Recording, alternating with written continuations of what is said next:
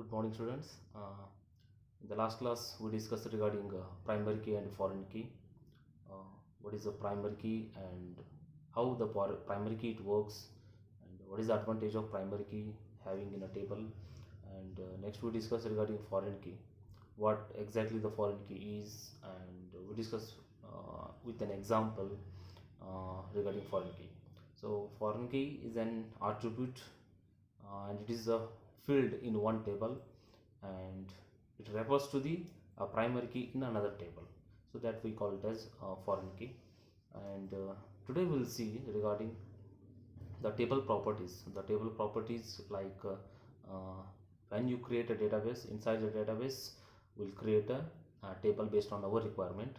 And in a table, actually the table is a collection of information, so where exactly the data information will be stored, that we call a table. In the table is made up of number of rows and column, right?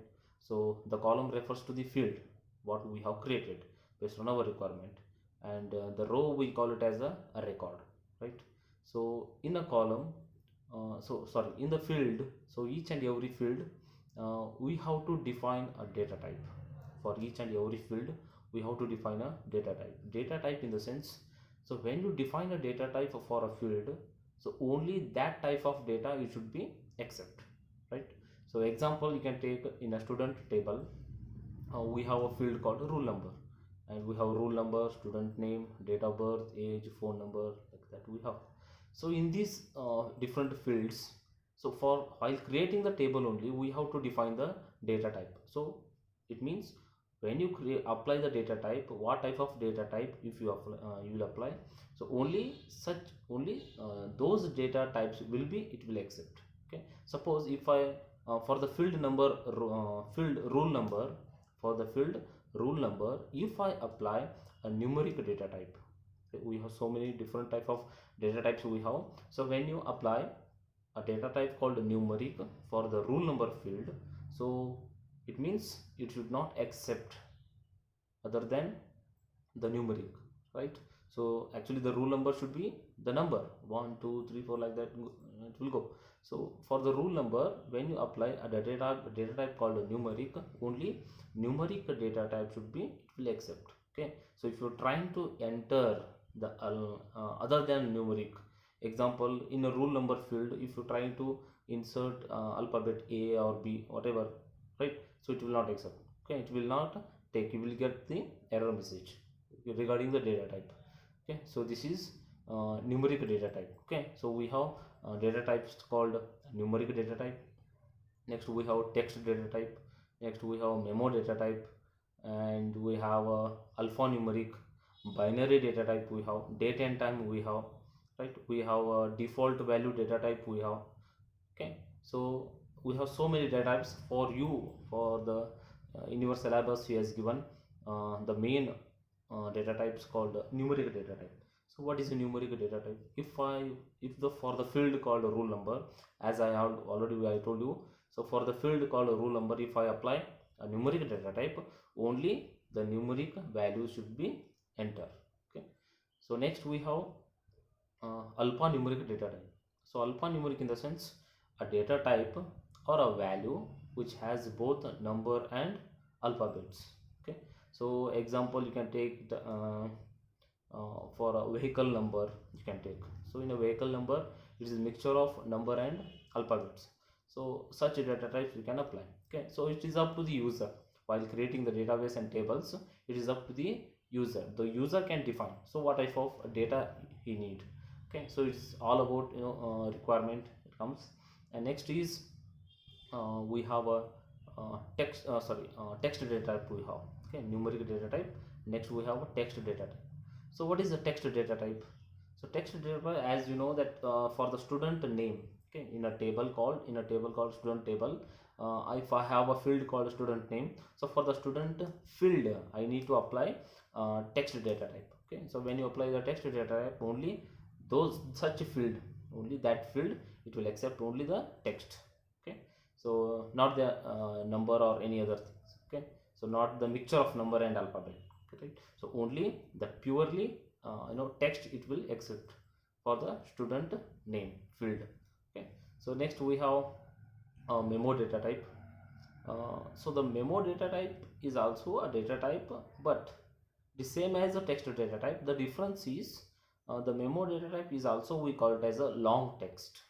Is also we call it as a long text. The difference between the text data type and the memo data type is the text data type, it has a text based values and it has a capacity of 255 characters. Okay, so only suppose in a student name, if I apply a data type called text data type for the student name field, so up to the 255 characters it will take, not more than that.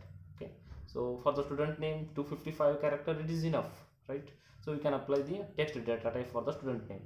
And the memo data type, the difference is, as already I told you, it is a long text. So long text in the sense, of course it is a more than 255 characters.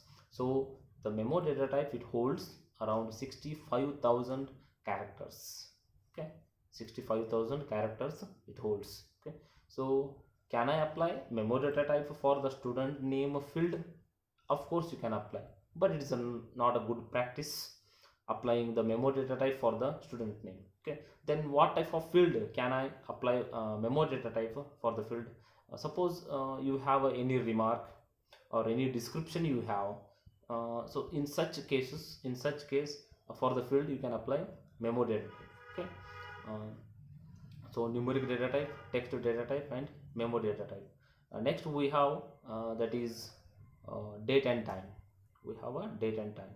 So while you are applying when you are inserting date of birth of a student, okay, so for such a field, okay, in a student table you have roll number, student name, father name, mother name, age and date of birth. So date of birth field, for the date of birth field you can apply date and time data type. Okay, so date and time data type it holds, right? So these are the main data types we have. Again in binary data type we have, in a binary data type we have an integer data type and we have a double float. Okay, so different type of data types we have. Okay, and next in a binary data type, okay, so in a binary data type you can store the image or a photo. Okay, and one more we have, that is OLE. Okay, OLE objects you can insert in a database. Suppose for the rule number 1, ABC is the student name.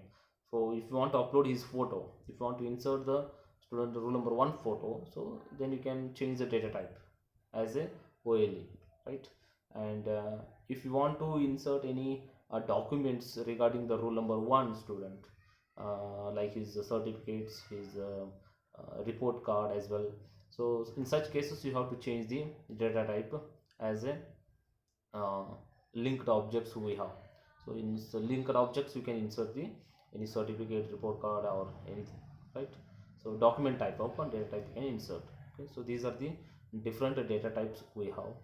Okay, right? And so in the as we discussed the foreign key and primary key and data types, right? So next we have one more data type called a default value. Okay, so this default value, that data type is very important. So because I will give an example. So in the student table, if I have a roll number and the student name, and I'm making a list of class 10th students. Okay, so whatever those are who are studying in class 10th, so I'm making one list. So I have created one table called student class 10th table. Okay, so in that, if I have a roll number field, we have a student name, we have date of birth, father name, mother name, everything we have, and one more column I have a class.